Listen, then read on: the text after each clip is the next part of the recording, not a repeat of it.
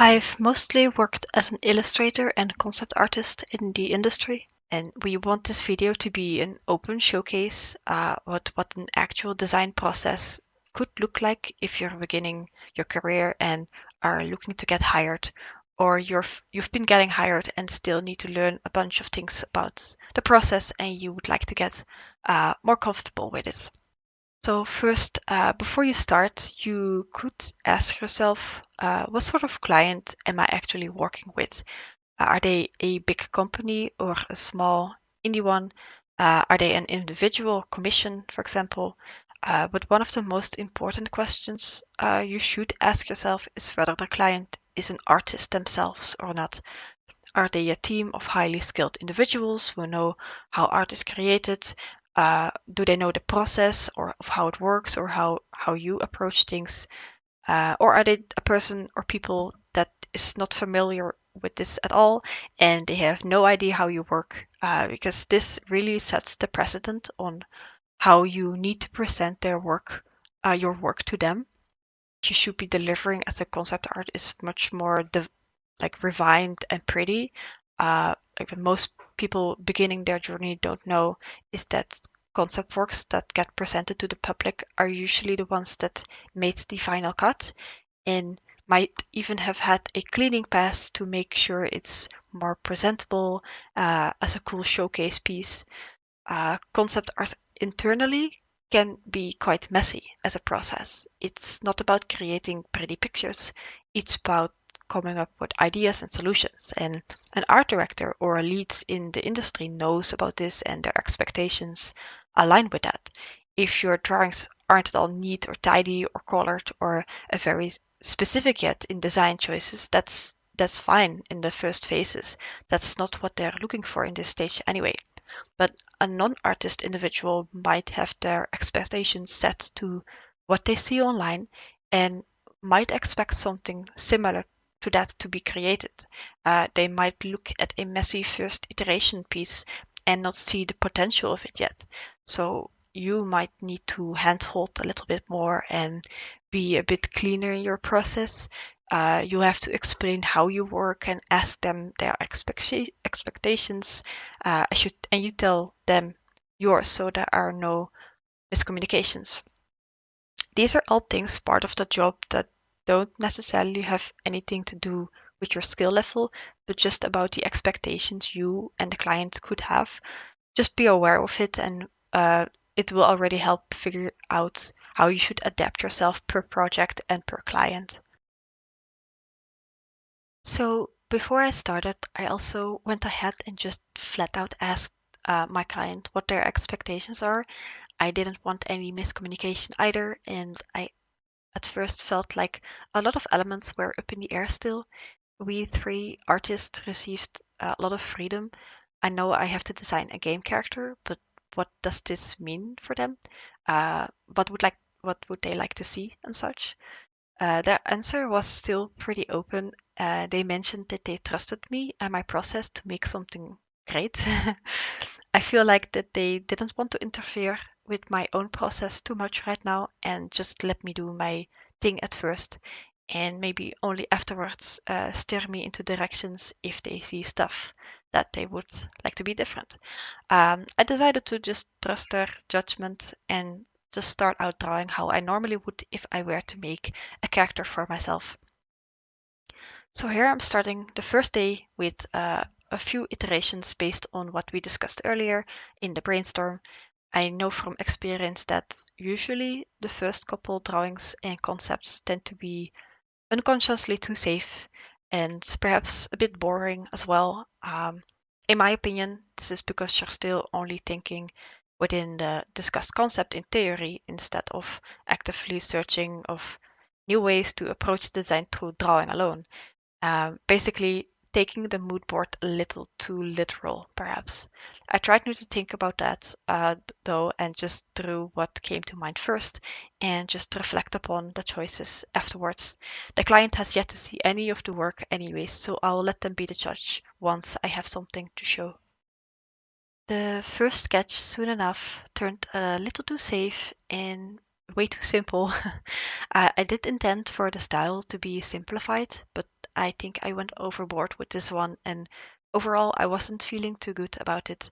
But spoiler alert, that's almost with all first drawings of a concept, so I didn't take it too hard when the first couple just don't work out. We're currently trying to tackle all the elements we've discussed all at once, and the character needs to be this, and they need to have this, and they need to hit this feeling and such, and it can all be very overwhelming in the beginning. So just let yourself settle in the creation process and don't overthink it too much. I knew I wanted to at least hit 3 or 4 different ones that all had something unique. So whenever one of the drawings wasn't going anywhere, I would just drop it and just move on to the next. You might wonder what sort of style you should choose to use in the creation process. The client hasn't mentioned anything specific they wanted to hit. As a group, the artists who brainstormed on this concept, we did collectively decide that we at least didn't want the design to be too realistic looking. I imagine the 3D model not having like hyper realistic skin or pores or clothing folds, but that's the extent of what we discussed. I know I have a lot of freedom to do what I want or what I think would look good. This also means that whatever I choose will probably also naturally translate in the final design and 3D model. Since that were the case, I opted to stay within a comfortable style that I'm familiar with and I know that I can provide something of value in. It's something to think about when you get hired.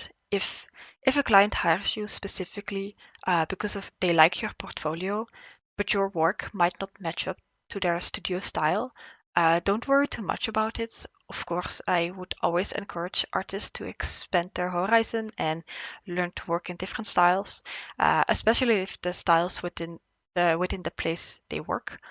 But you need to know that they might have hired you because you are not matching their style. You might be the fresh take they need to expand their horizon. Unless they specifically ask you to follow their in-house guidelines and style, just do exactly as you did in the portfolio pieces you got hired through. Don't change yourself because you feel the need to match up with their work. Have a little faith in that they like your work outside of their identity. So back to what I'm drawing. For the second one, I try to focus more on attitude, something I feel like I was missing in the previous one. The girl is supposed to be a bit arrogant, so that should be reflected in the pose and expression. For the rest, I didn't want to go away too far from the original intent with translating from the ref board, so the only thing I tried to change up mostly was the shapes. I gave her the same top and balloon sleeves, but opted for a more poofy pants to make her a bit bottom heavy, extended all the way to her ankles to uh, maybe diversify a little bit. I overlapped the pants with some separate cloths to get that layering effect I liked so much from the references. And at first I wanted to give her short hair, but after a couple failed different tries, I eventually decided that something longer would fit better with balancing the bottom heavy design. So I gave her a tight braid that extended all the way to her legs.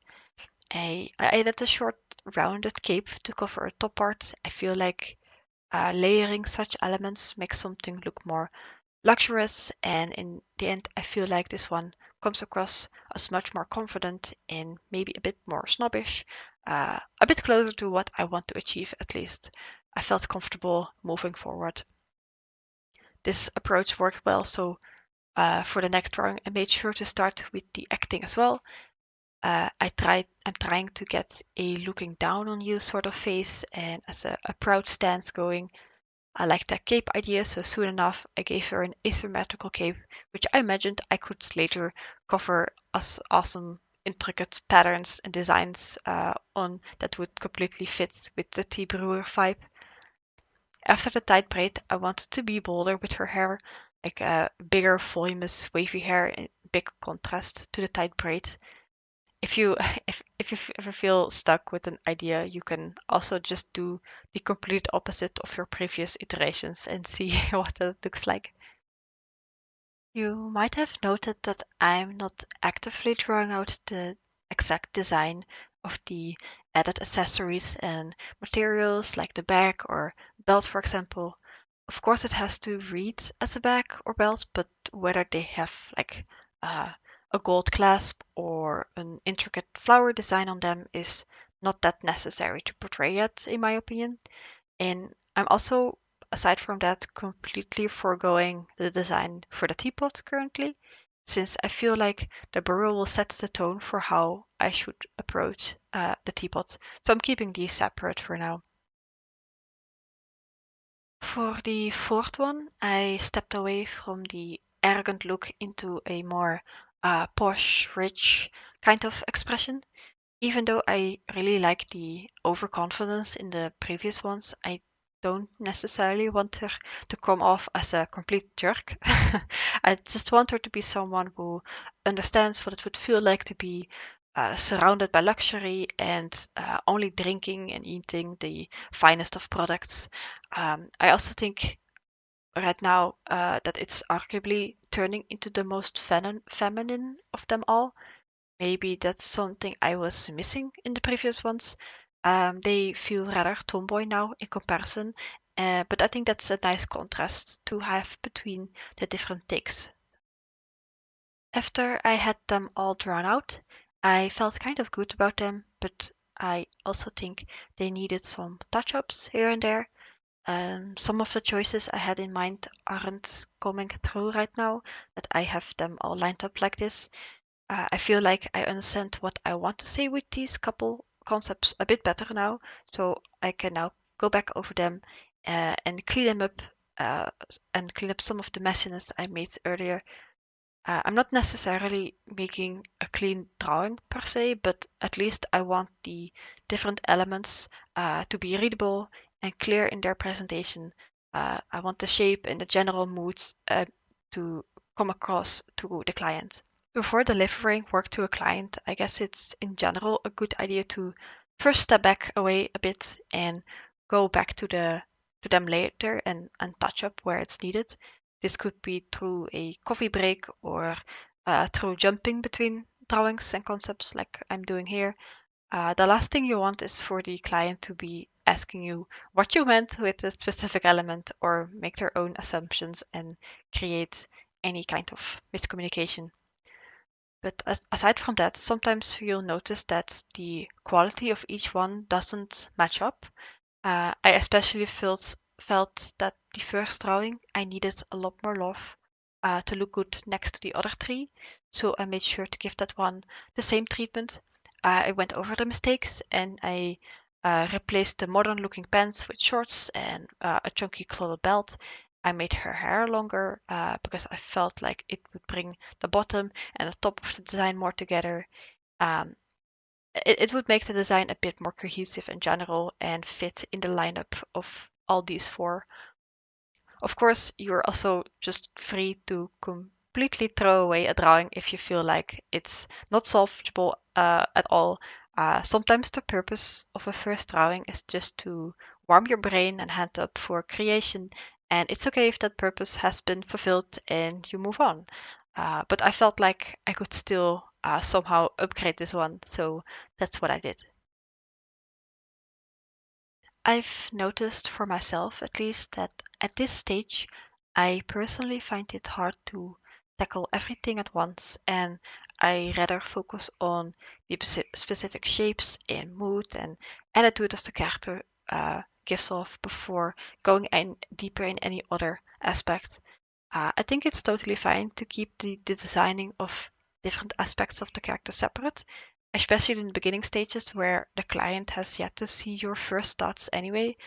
There's more focus on afterward reflecting what you've created and whether it's the starting point you and the client envisioned than to actively figure out all the details right away. As the last step, I wanted to have some values added to the sketches, or at least a little indication of shape and differentiate between the individual parts a little better. I think it adds a lot to the presentation as well. You can feel the weight of the shapes and see the negative space a lot better than if you just kept it as a colorless or valueless sketch. Overall, I am quite happy with the first batch. Uh, I feel content with what I've created. It hits the certain vibes and moods I'm going for, and for now, I will just leave it to the client to see what they think. I'm really curious about their thoughts, but the day isn't over yet, however, and I still had another idea in my head that I wanted to tackle separately, so that's what I did next. The last couple concepts might have some differences between each of them, but I do feel like they all sort of come from the same base theme. So I wanted to shake that up a little before delivering any of the work for the day to the client. For a concepting job, as I understand it, it's generally expected to draw your characters front facing so you can clearly see like the different design aspects and such. I understand it's very logical to want it to be readable and clear to the client what you want to say with the concept. Personally, I felt a little limited in this. I would really like to not have the character be looking at the viewer at all and just set them in a natural, more candid poses instead. Takes like these usually result into a more natural showcase of their personality and result into unique options that I wouldn't have thought about otherwise. So for this one, I'm trying out a sort of in the moment shot, like instead of her looking at us in a posed manner from the previous iterations, we can make her interact with something. Maybe she's interacting with the artifact teapot. While drawing, you could ask yourself how does it function? What could she be doing with it right now? Is she doing some of her brewing magic? Or is she journeying right now and trying to find the right ingredients through the teapot, perhaps. Like maybe if she had a specific herb inside the pot while she travels, it can detect similar ingredients and guides her to those, perhaps. Or the other way around, the teapot is like guiding her to the perfect brew themselves, like an all-knowing artifact. Like if she lifts the teapot cap and the steam forms the shape of the next ingredient to look out for, but it's all vague and a bit of a puzzle. So uh, this would be like in-game instructions or suggestions for you where you need to head off to next, like a search expedition with a puzzle clue that you can head out on. I find that asking yourselves more specific questions like that might give you a more natural way of finding designs that don't just look nice but might be interesting functionally for in-game as well, or at least it gives you a starting point to work new concepts from.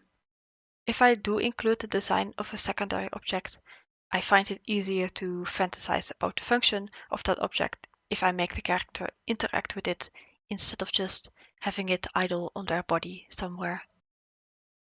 Aside from that, visually, I also felt like slowly introducing the non-human aspects of her.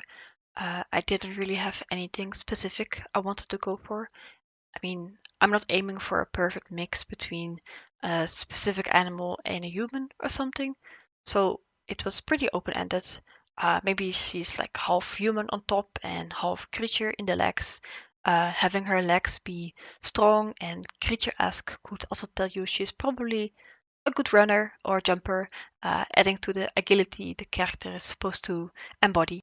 This is also the first moment I'm thinking about how this character could travel with the teapot, like how is it attached to them. I made a sort of holding structure on the hip that could easily be carried by those strong legs underneath. So I'm just trying to play with these thoughts and see where it lands. Just like the last sketches, I also added some values eventually. In hindsight, I think the values I added in the previous explorations didn't do much for readability, and I hoped I could do a better job with this one, like truly separating the darks from the lights and making the overall form read a bit more clearly because of that. In retrospect, if I look at the final result, I feel like I didn't do a good job connecting her non-human and human parts very well. The top and bottom of her design are quite disjointed, with nothing to connect them to shapes or functionality. Perhaps I should have made her like fluffy cape extend all the way on her back to over her tail, uh, like from her shoulders completely down, or I could have made her hands a bit more claw-like to match up with her paws and stuff. So, yeah, that's a hindsight critic I would have for myself. But yeah, this is what I've created so far, and I'll deliver these first 5 sketches to the client now, and I'll await their feedback. All in all, pretty successful first day to get some ideas out, and we'll see.